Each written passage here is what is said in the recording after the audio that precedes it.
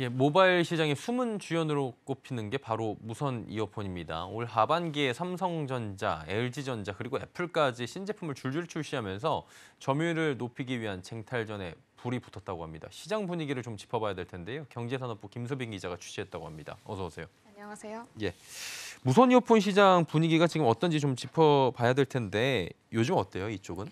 네, 무선 이어폰은 아무래도 현대인의 필수품으로 자리를 좀 잡아가는 예. 모습입니다.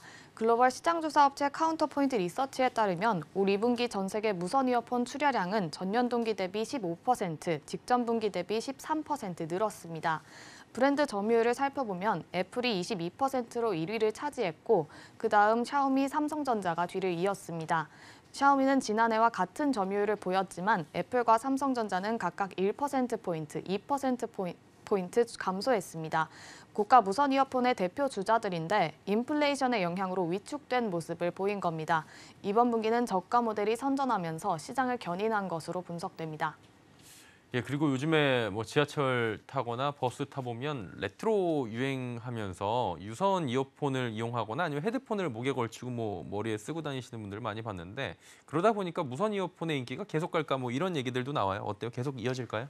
혹시 무선 이어폰 쓰고 계실까요? 예, 저도 아침에 무선 이어폰이 없으면 집에 들어가서 다시 들고 나올 정도로 필수품으로 지금 자리 잡은 것 같습니다. 네, 예. 맞아요. 아무래도 소비자 입장에서 편리성이 강하기 그쵸. 때문에 무선 이어폰의 시장은 계속해서 커질 것으로 관측되고 있습니다. 먼저 무선 이어폰의 특징만 살펴봐도 그렇습니다. 과거 유선 이어폰과는 다르게 제품이 가지고 있는 수명이 현저히 짧습니다. 본체에 배터리가 내장돼 있기 때문인데요. 사용하는 시간이 길어질수록 배터리 효율이 떨어지기 때문에 사용 시간이 눈에 띄게 짧아지거나 블루투스 연결 끊김이 잦아지게 됩니다. 그래서 교체 주기가 2년 정도 되는 소모품이다 보니 수요가 이어질 거란 게 업계의 관측입니다.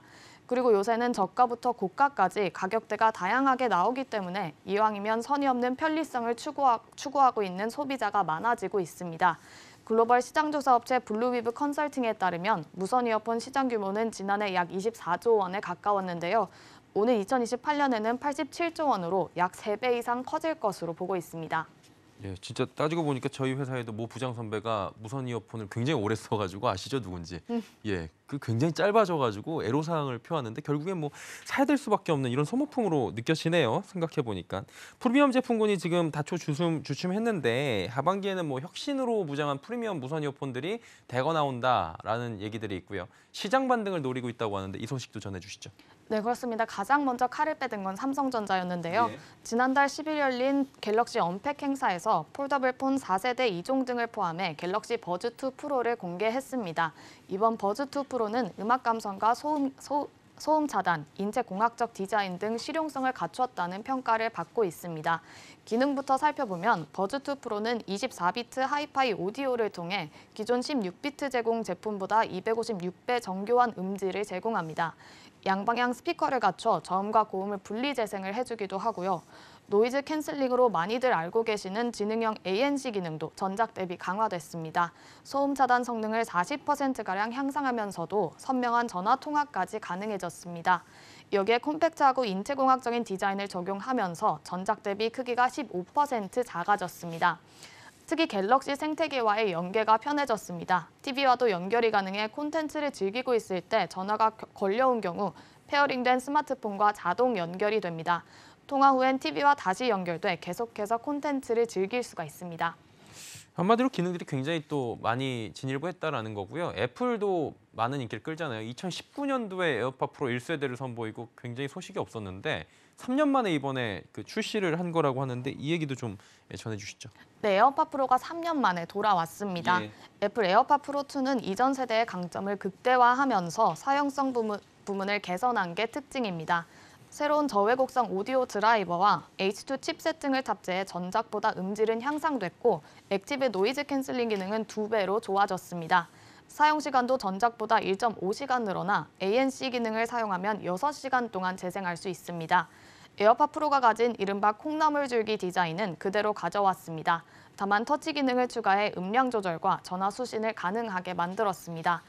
애플은 신제품을 동일한 가격으로 발표하면 구형 모델 가격을 인하하거나 단종하는데요. 그렇기 때문에 1세대 모델은 단종될 수 있을 거란 이야기가 솔솔 나오고 있습니다. 에어팟 프로 2세대 정식 출시는 오는 23일인데요. 국내 출시일은 아직 공개가 되진 않았습니다. 예, 이제 LG 얘기 좀 해보도록 하죠. LG전자 전장 사업부 휴대폰 사업은 접었는데 무선 이어폰 사업은 계속 박차를 가하고 있는 분위기라고요. 신제품 지난달에 내놨죠. 네, LG 톰프리로 승부수를 띄웠습니다. 전작에 비해 스피커 드라이브가 38% 커져 더 풍부한 저음을 구현한다는 설명인데요.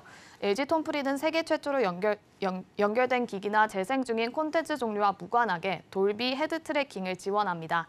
사용자 머리의 움직임에 따라 들리는 소리의 거리감과 방향을 조절하는 기능입니다. 신제품은 이어폰에서 새어나오는 소리의 크기를 감지한 뒤 착용 상태를 파악해 자동으로 노이즈 캔슬링 단계를 조정하는 적응형 ANC를 탑재했습니다.